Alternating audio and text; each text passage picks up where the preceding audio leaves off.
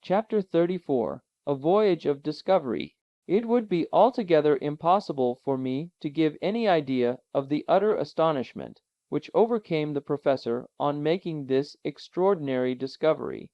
Amazement, incredulity, and rage were blended in such a way as to alarm me. During the whole course of my life I had never seen a man at first so chapfallen, and then so furiously indignant. The terrible fatigues of our sea voyage, the fearful dangers we had passed through, had all gone for nothing. We had to begin them all over again.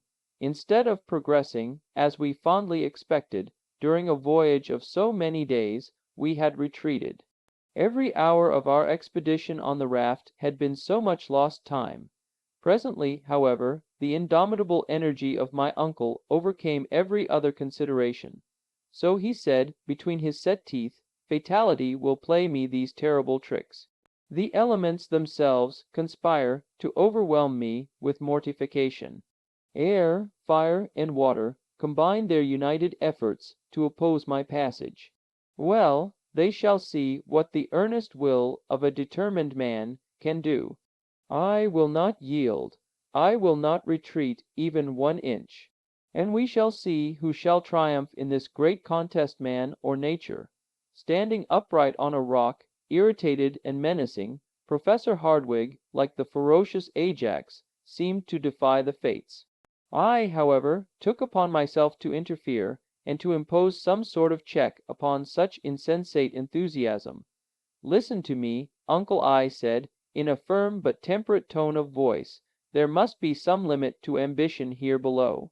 It is utterly useless to struggle against the impossible. Pray listen to reason. We are utterly unprepared for a sea voyage. It is simply madness to think of performing a journey of 500 leagues upon a wretched pile of beams, with a counterpane for a sail, a paltry stick for a mast, and a tempest to contend with. As we are totally incapable of steering our frail craft, we shall become the mere plaything of the storm, and it is acting the part of madmen if we, a second time, run any risk upon this dangerous and treacherous Central Sea. These are only a few of the reasons and arguments I put together, reasons and arguments which to me appeared unanswerable. I was allowed to go on without interruption for about 10 minutes. The explanation to this I soon discovered. The Professor was not even listening, and did not hear a word of all my eloquence. To the raft he cried in a hoarse voice, when I paused for a reply. Such was the result of my strenuous effort to resist his iron will. I tried again. I begged and implored him. I got into a passion. But I had to deal with a will more determined than my own. I seemed to feel like the waves which fought and battled against the huge mass of granite at our feet, which had smiled grimly for so many ages at their puny efforts. Hans, meanwhile, without taking part in our discussion, had been repairing the raft. One would have supposed that he instinctively guessed at the further projects of my uncle. By means of some fragments of cordage, he had again made the raft seaworthy. While I had been speaking, he had hoisted a new mast and sail, the latter already fluttering and waving in the breeze. The worthy Professor spoke a few words to our imperturbable guide, who immediately began to put our baggage on board and to prepare for our departure. The atmosphere was now tolerably clear and pure, and the northeast wind blew steadily and serenely. It appeared likely to last for some time. What, then, could I do? Could I undertake to resist the iron will of 2 men? It was simply impossible, if even I could have hoped for the support of Hans. This, however, was out of the question. It appeared to me that the Icelander had set aside all personal will and identity. He was a picture of abnegation. I could hope for nothing from one so infatuated with and devoted to his master. All I could do, therefore, was to swim with the stream. In a mood of stolid and sullen resignation, I was about to take my accustomed place on the raft when my uncle placed his hand upon my shoulder. "There is no hurry, my boy," he said. "We shall not start until tomorrow. I looked the picture of resignation to the dire will of fate. Under the circumstances, he said, I ought to neglect no precautions. As fate has cast me upon these shores, I shall not leave without having completely examined them.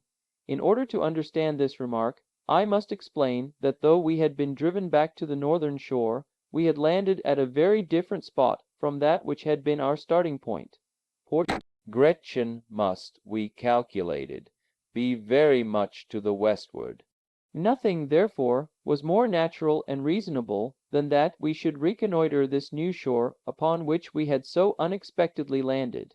Let us go on a journey of discovery, I cried, and leaving Hans to his important operation, we started on our expedition.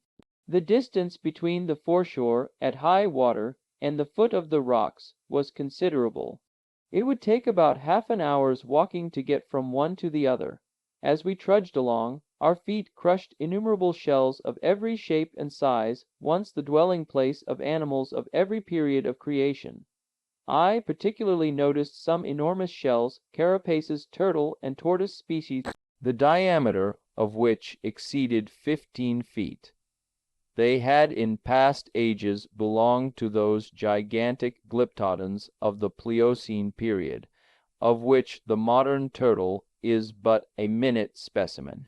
In addition, the whole soil was covered by a vast quantity of stony relics, having the appearance of flints worn by the action of the waves, and lying in successive layers one above the other. I came to the conclusion that in past ages the sea must have covered the whole district. Upon the scattered rocks, now lying far beyond its reach, the mighty waves of ages had left evident marks of their passage.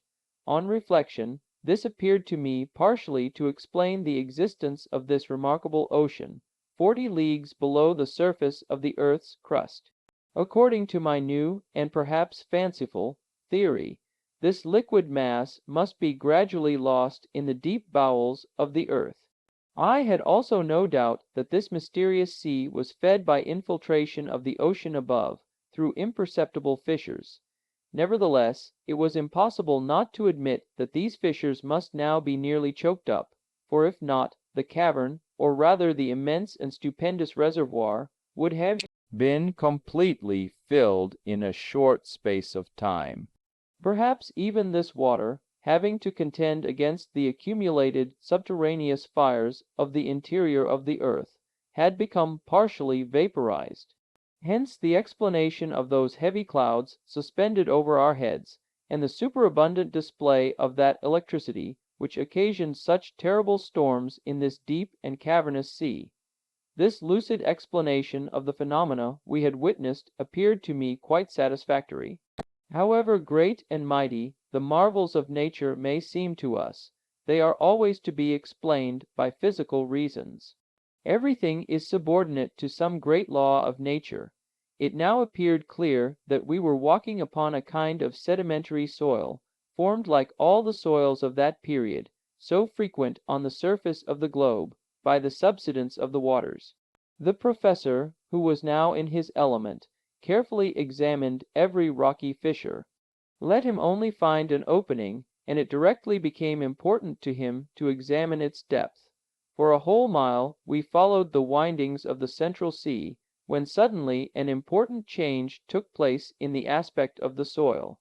It seemed to have been rudely cast up, convulsionized, as it were, by a violent upheaving of the lower strata.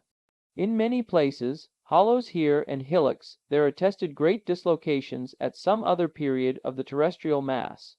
We advanced with great difficulty over the broken masses of granite mixed with flint, quartz, and alluvial deposits, when a large field, more even than a field, a plain of bones, appeared suddenly before our eyes. It looked like an immense cemetery, where generation after generation had mingled their mortal dust. Lofty barrows of early remains rose at intervals. They undulated away to the limits of the distant horizon, and were lost in a thick and brown fog. On that spot, some 3 square miles in extent, was accumulated the whole history of animal life scarcely one creature upon the comparatively modern soil of the upper and inhabited world had not there existed. Nevertheless, we were drawn forward by an all-absorbing and impatient curiosity. Our feet crushed with a dry and crackling sound the remains of those prehistoric fossils, for which the museums of great cities quarrel, even when they obtain only rare and curious morsels. 1,000 such naturalists as Cuvier would not have sufficed to recompose the skeletons of the organic beings which lay in this magnificent osseous collection. I was utterly confounded. My uncle stood for some minutes with his arms raised on high towards the thick granite vault which served us for a sky. His mouth was wide open. His eyes sparkled wildly behind his spectacles which he had fortunately saved. His head bobbed up and down and from side to side, while his whole attitude and mien expressed unbounded astonishment. He stood in the presence of an endless, wondrous, and inexhaustibly rich collection of antediluvian monsters, piled up for his own private and peculiar satisfaction. Fancy, an enthusiastic lover of books, carried suddenly into the very midst of the famous library of Alexandria, burned by the sacrilegious Omar, and which some miracle had restored to its pristine splendor. Such was something of the state of mind in which Uncle Hardwigg was now placed. For some time he stood thus, literally aghast at the magnitude of his discovery. But it was even a greater excitement when, darting wildly over this mass of organic dust, he caught up a naked skull and addressed me in a quivering voice. "Harry, my boy Harry, this is a human head." "A human head, uncle," I said, no less amazed and stupefied than himself. "Yes, nephew." "Ah, Mr. Milne Edwards, ah, Mr. de Quatrefages, why are you not here where I am Professor Hardwigg?